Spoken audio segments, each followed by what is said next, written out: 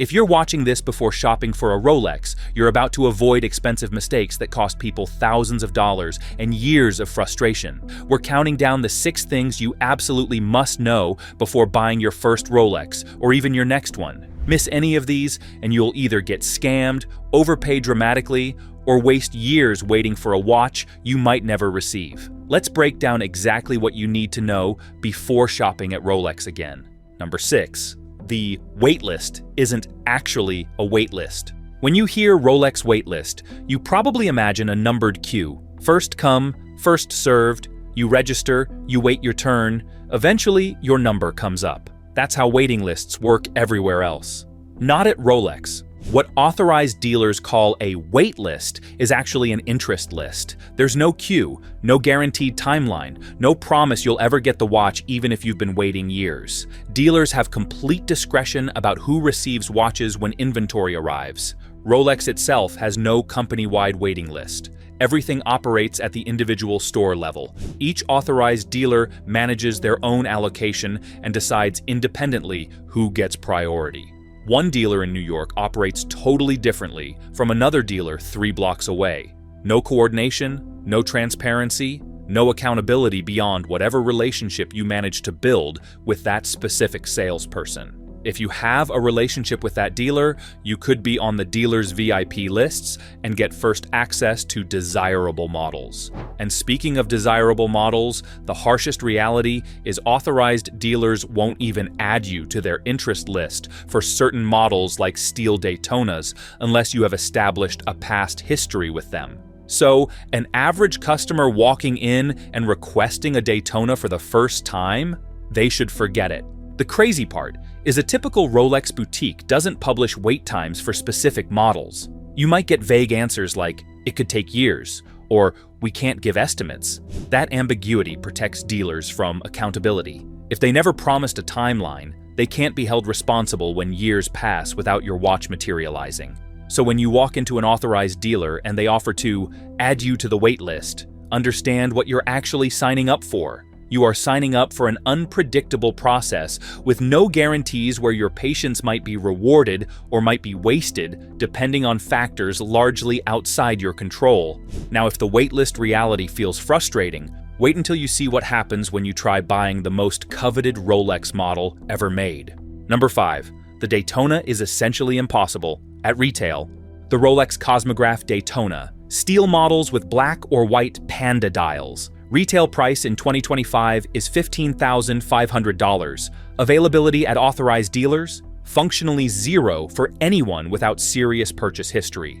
Wait times for steel Daytonas range from 18 months to 5 years. Most authorized dealers have even closed their Daytona wait lists entirely, and they have a reason. If a dealer gets 8 Daytonas annually and has 300 people who've expressed interest, the average wait time is 37.5 years, assuming nobody else gets added to the list. Obviously, that's absurd, which reveals the real function of these lists. They're not functional queues, but databases dealers use to reward their best customers.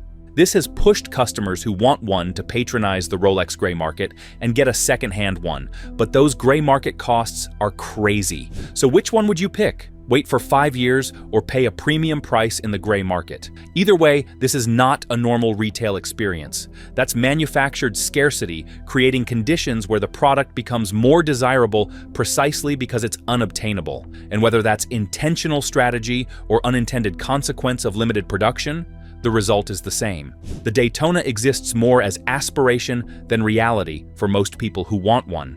But if the Daytona seems impossibly difficult, at least it's not as confusing as trying to navigate the gray market where the rules change completely. Number 4. Gray market isn't gray area, it's parallel universe.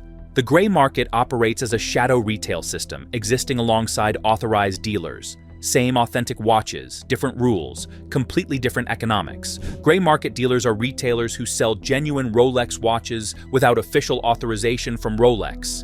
Not counterfeiters, not scammers. Legitimate businesses trading authentic timepieces they acquired through channels outside official distribution networks. How do they get inventory? They get from individual sellers who buy Rolexes from authorized dealers, wear them briefly or not at all, then sell to gray market dealers who offer immediate cash. Maybe the buyer needed money, maybe they realized the watch didn't suit them, maybe they bought it specifically to flip for profit. Regardless of motivation, gray dealers provide liquidity. This is speculative because no authorized dealer will ever admit it publicly, but industry insiders widely believe some authorized dealers quietly sell excess inventory to gray market operations. Rumored scenario: authorized dealer packages, hot steel sports model with a couple of watches that have languished in inventory for months. Makes sense economically, even if it's officially prohibited.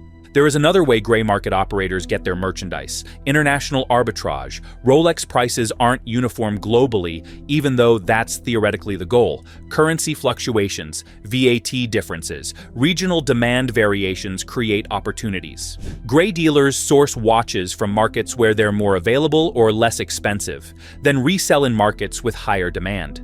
The business model is straightforward. Buy low, sell at market price, pocket the spread. When market price exceeds retail, gray dealers charge premiums. When market price falls below retail, which happens for less popular references, gray dealers offer discounts.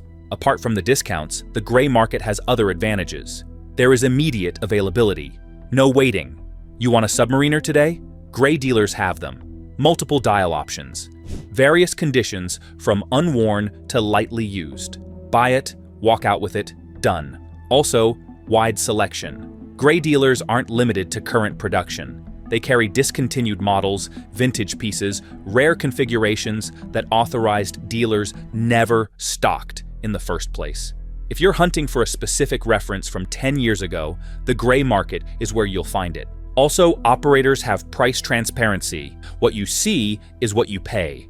No relationship building required. No spending money on products you don't want just to access what you do want.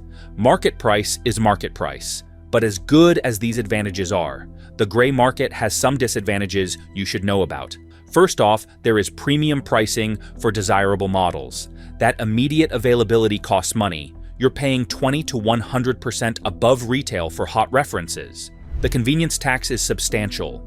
Also, there are warranty complications. Factory warranties travel with watches, but Rolex service centers sometimes treat gray market purchases differently. While the warranty is technically valid, some buyers report dealers being less accommodating when the guarantee card shows non-authorized stamps or remains blank. Reputable gray dealers offer their own warranties, usually 12 to 24 months, but these lack the comprehensive global coverage of factory guarantees.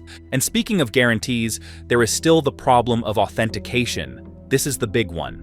Gray market includes everything from established businesses with decades of reputation to individuals operating through Instagram or forums.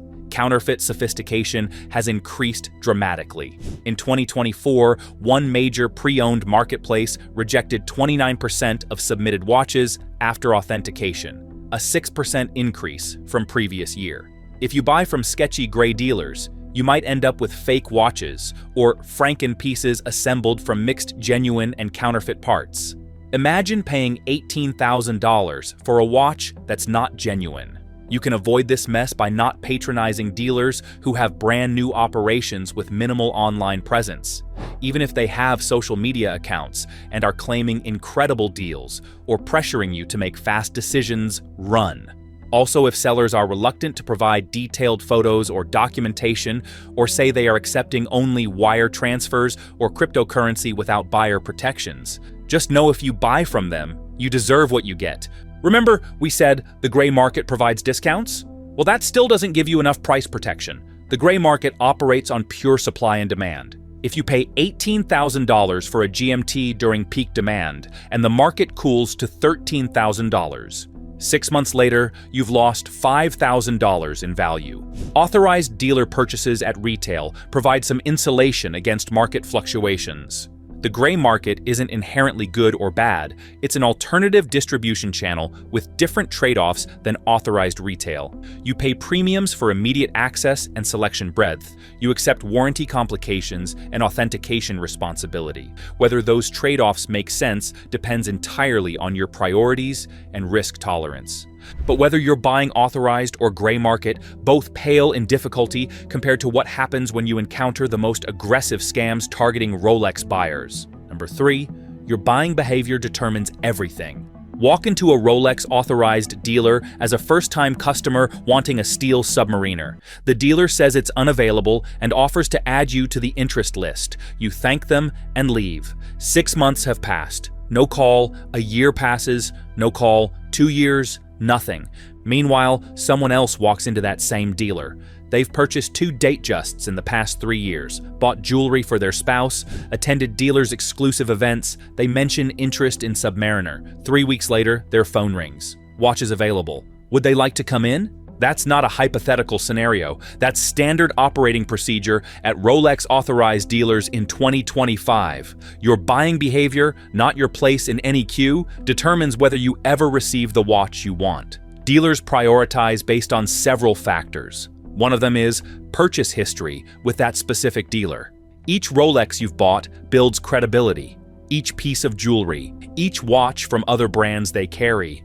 Dealers track customer spending meticulously. Spend $50,000 over a couple years, you're getting priority calls. Spend nothing, you're competing with hundreds of others who've spent nothing. Even if you aren't buying yet, frequency of visits could work to your advantage too. Regular customers who stop by monthly, browse inventory, chat with staff, demonstrate genuine interest. They stay top of mind when allocation arrives. Out of sight means out of mind. Dealers can't remember everyone. They remember people they see consistently. And still on that note, attendance at events is highly encouraged. Many authorized dealers host watch exhibitions, launch parties, and exclusive gatherings for preferred clients. Attending these events signals serious interest and builds personal connections with staff. No shows get forgotten. Attendees build relationships that translate to allocation access. When you visit stores and events, you want to be polite and respectful to staff. You genuinely interested customers get remembered positively. Entitled, demanding, or rude, customers get deprioritized regardless of spending potential. Sales associates have discretion. They'll advocate for clients they enjoy working with and quietly ignore clients they dread dealing with. Also, if you are a local, you are at an advantage because Rolex encourages dealers to serve local communities. If you live near the dealer, you're likely to receive priority over tourists visiting once. Providing a local address and demonstrating you're a genuine community member rather than a watch flipper helps. And dealers are pretty good at knowing if you are a genuine watch lover or a flipper. Dealers want watches going to people who'll wear them, not resellers who'll immediately flip for profit. How do they determine this? By assessing your knowledge, asking what you currently wear, discussing your collection plans. Collectors talk passionately about watches. Flippers talk about investment potential and resale values. Apart from all of what we've discussed, some dealers have another criteria they'll judge you with when it comes to priority. And people do not like it.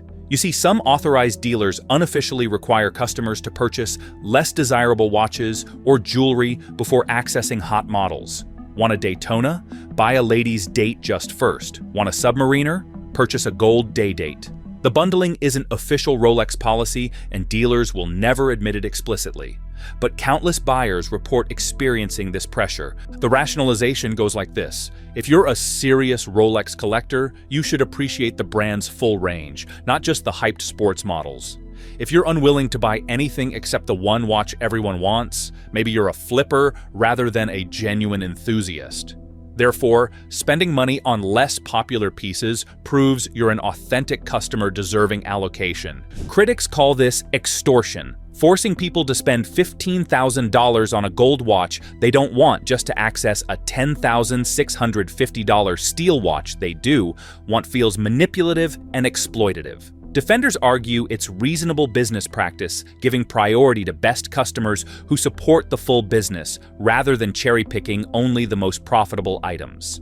Regardless of whether bundling is ethical, it happens. And if you refuse to participate, you're competing with customers who will play the game. Your principles might be admirable, but they won't get you a Daytona. This relationship-building approach to become a priority on the wait list requires time, money, and patience. For some buyers, it's worth the investment to eventually access watches at retail prices. For others, the gray market's instant availability justifies premiums. There's no universally correct choice.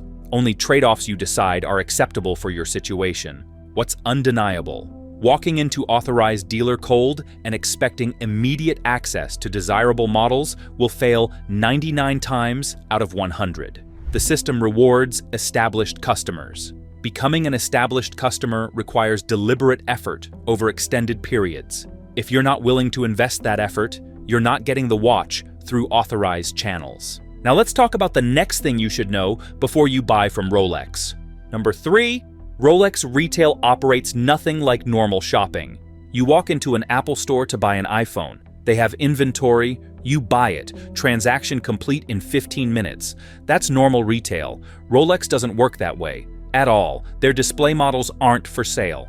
Those watches behind glass in perfect lighting, they're demos. Not inventory available for purchase, just a visual reference so you can see what the watch looks like before you buy it. They don't have it there because they don't have it in stock. So there is no inventory transparency. Authorized dealers won't tell you what's coming or when. They can't guarantee anything. Rolex allocates watches to dealers unpredictably. A dealer might receive 3 Submariners this month and none for 6 months after. They genuinely don't know their own inventory future, so the staff can't make promises. When salespeople say typically 6 to 12 months, they're guessing based on historical patterns that might not hold. They can't call Rolex and order you a specific watch. They can't check warehouse inventory and reserve one. They're dependent on an allocation system completely outside their control. So, purchase dynamics feel transactional and relationship-based simultaneously. You're theoretically buying a luxury product that should come with premium service experience. Instead, you're navigating relationship dynamics where you're simultaneously customer and supplicant, hoping for favor of being sold something. Even when you do have a relationship, the waitlist has no transparency. You don't know where you are on it. You don't know how many people are ahead of you. You don't know if the dealer is even consulting the list when allocation arrives or just calling their VIP customers directly. Those forced additional sales replace normal sales tactics. Rolex boutiques and authorized dealers project exclusivity, sparse inventory, hushed environments, staff who seem to be gatekeeping rather than selling. This creates a psychological dynamic where customers feel they must prove worthiness rather than dealers competing for their business. So, in these kinds of conditions, you can't just buy your first Rolex. In normal retail, first purchase is easiest. Companies want new customers. They offer incentives to convert prospects. Rolex inverts this completely. The first purchase is the hardest. Established customers get priority. New buyers face longest waits and least access. And no price negotiation exists even at that. Rolex maintains strict pricing controls. Authorized dealers cannot offer discounts below MSRP, ever, period. The only negotiation that might happen is the dealer offering to package your desired watch with other items, jewelry, less desirable watches, creating bundles where you're effectively paying premium through forced additional purchases. Everything just to build that post-purchase relationship, which matters more than transaction. Buying a Rolex from an authorized dealer isn't the end point. It's the beginning of a relationship that might eventually yield access to more desirable pieces. Dealers want customers who'll return, buy again, refer friends, and attend events. One-and-done buyers who want the hot model then disappear aren't valuable to the dealer business model. Yet, email and phone contact often gets ignored. Try calling multiple authorized dealers asking about Daytona availability. Most won't even engage the conversation. Some will politely say they can't help first-time customers with that reference. Others will take your information and you'll never hear back. Cold outreach fails almost universally, so you need to show up physically. Rolex is very traditional that way, and there's a purpose for this. In-person visits matter disproportionately. Showing up physically demonstrates serious intent, allows staff to assess you as a potential long-term customer, creates opportunities for rapport building that phone calls and emails never achieve. But this requires living near dealers or traveling repeatedly, making the process inaccessible for many buyers. So, in a way, the buying experience favors wealthy customers with flexibility. If you can afford to buy jewelry worth thousands just to build purchase history, if you have time to visit boutiques regularly, if you can attend weekday events, if you can travel to multiple dealers, you can navigate the system more successfully. Everyone else faces structural disadvantages. Speaking of structural disadvantages, because of how untransparent the waitlists are, success stories feel arbitrary rather than earned. Someone with zero purchase history gets Submariner in 3 weeks. Someone who spent $30,000 over 2 years still waits for Daytona after 18 months. The apparent randomness frustrates people trying to understand rules that seem inconsistent. The fundamental problem is that Rolex created a retail system optimized for scarcity management rather than customer satisfaction. When supply perpetually lags demand, dealers don't need traditional sales tactics. They function as gatekeepers, rationing limited supply to preferred customers. That dynamic inverts normal retail power relationships and creates experiences that range from frustrating to insulting depending on how you're treated. Some people enjoy the game, building relationships, earning access. The satisfaction when the call finally comes feels more meaningful because it was difficult. Others find the entire process distasteful, preferring gray market's transactional simplicity even at premium pricing. Neither approach is objectively better. They're different trade-offs. Authorized dealer path requires patience, relationship investment, and acceptance of unpredictable timelines.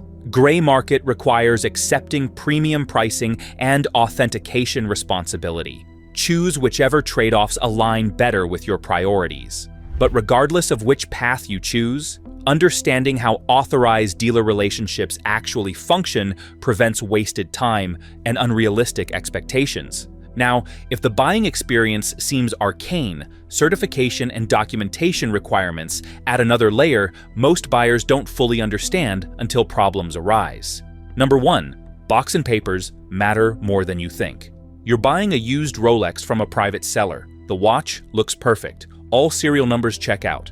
The seller seems legitimate. The price is reasonable at $11,000 for what should be a $12,500 watch. Great deal, right? Then the seller mentions, "I don't have the original box or papers. Lost them during a move." That great deal just became a questionable purchase. Here's why boxes and papers matter enormously. Resale value drops significantly without a full set.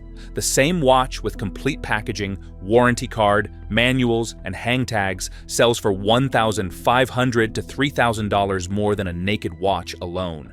That's not a trivial percentage. It's a 12 to 24% premium just for having original documentation. Without papers, authentication becomes harder. Warranty card shows serial number matching watch. Purchase date. Authorized dealer stamp.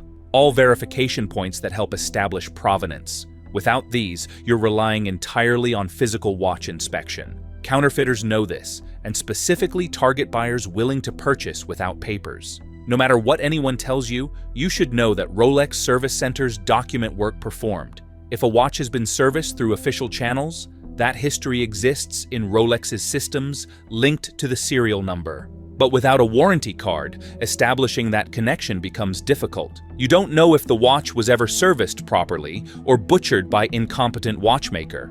It doesn't matter if you patronize the gray market. Reputable gray dealers offer their own warranties, typically 12 to 24 months, but these warranties usually require the original Rolex warranty card to be valid. Without it, you might get no warranty at all, even from established dealers. If you buy a watch without papers and you want to sell, buyers prefer full sets. Missing documentation costs you money every time a watch changes hands. So what does a full set actually mean? Outer box and inner presentation box. Rolex provides a distinctive green box with a cream interior. The outer box protects the inner presentation box. Both should be included, undamaged, with no water damage or significant wear. There is also the warranty card or guarantee certificate, which we've mentioned a couple of times, not quite long in this video. This is arguably the most critical document. It shows serial number, model reference, purchase date, and authorized dealer stamp. The card should be filled out completely and match the watch exactly. Warranty cards can't be replaced if lost. Rolex doesn't issue duplicates. Instruction manuals and booklets are also important. Small booklets explaining watch features, care instructions, warranty terms. Not as critical as a warranty card, but contributes to completeness. Hang tags are also part of the set. They are paper or plastic tags that came attached to the watch when new. These show model reference, price tag, sometimes country of origin. Collectors value these, but they're the least important component of a full set. Imagine losing the original purchase receipt and keeping the hand tag. Although we have to add that the receipt is not always included in pre-owned transactions, but valuable when available. Shows original purchase date, dealer, price paid. Helps establish provenance. Also, if the watch was serviced through Rolex, those documents add value by proving proper maintenance history. You should pay attention to the papers and boxes too, because boxes can be faked or purchased separately. Counterfeiters produce replica packaging. Boxes and papers can also be legitimate but not original to the specific watch. This creates authentication challenges. You need to verify not just that box and papers exist, but that they're genuine and match the specific watch being sold. However, digital authentication is emerging, and this should cut down the amount of fakes and fake-ins. Newer Rolex warranties include QR codes and digital verification. Eventually, this might reduce paper documentation importance, but for watches sold before digital systems were implemented, physical papers remain critical. The harsh reality is full sets command premiums because they should. Documentation proves legitimacy. Packaging preserves watch condition during storage. Together, they create a complete package that maintains maximum value. Saving money by buying a naked watch often means losing more than you saved when trying to sell later. If you're buying new from an authorized dealer, keep everything. Never discard packaging thinking you won't need it. Even if you plan to wear the watch until you die, circumstances change. People downsize collections. Medical emergencies create liquidity needs. Divorces divide assets. Keeping original packaging and papers protects value regardless of future plans. Gray market purchases should always include, at minimum, the warranty card. Reputable gray dealers provide complete sets because they understand buyers expect them. Dealers offering watches without papers at suspiciously low prices warrant extreme skepticism.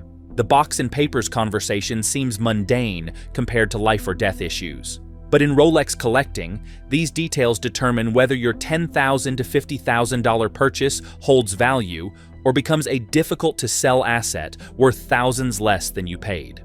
But even with perfect documentation, nothing protects you like understanding the final critical factor most buyers completely overlook.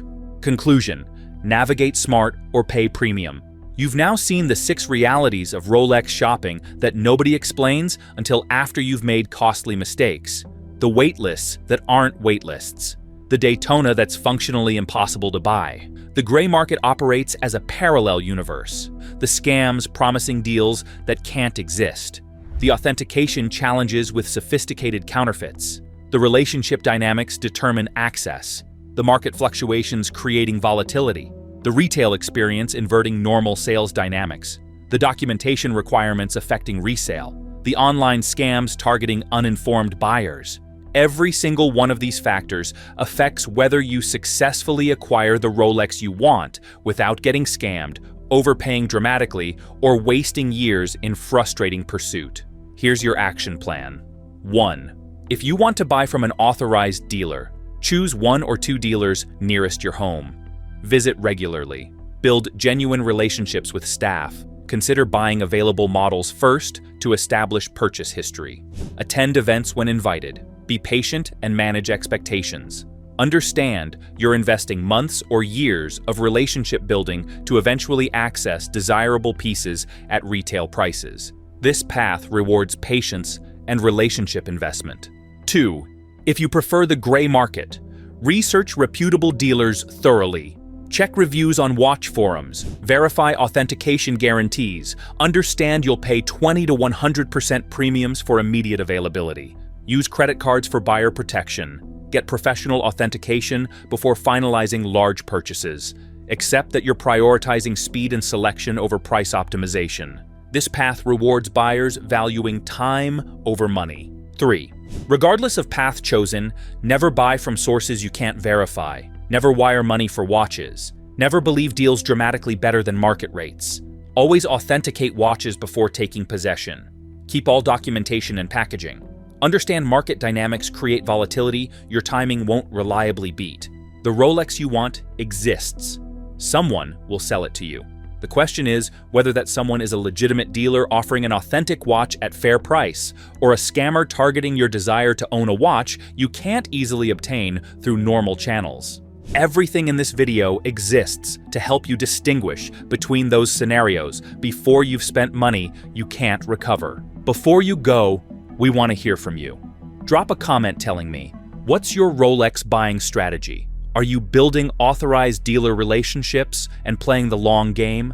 Are you going to the gray market for immediate access? Or are you avoiding the entire mess and buying different brands where availability isn't manufactured scarcity? Like this video and hit subscribe, because watch market dynamics keep shifting, prices keep fluctuating, and scams keep evolving. We're tracking all of it and updating you on which strategies work, which dealers are reputable, and which deals are actually traps. The Rolex you wear should represent achievement and quality. The process of buying it shouldn't represent frustration and regret. Armed with what you now know, you can navigate this market intelligently, regardless of which path you choose. Thanks for watching. Stay smart, verify everything, and remember, if someone's trying to rush your decision or offering deals nobody else has, trust your instincts and walk away.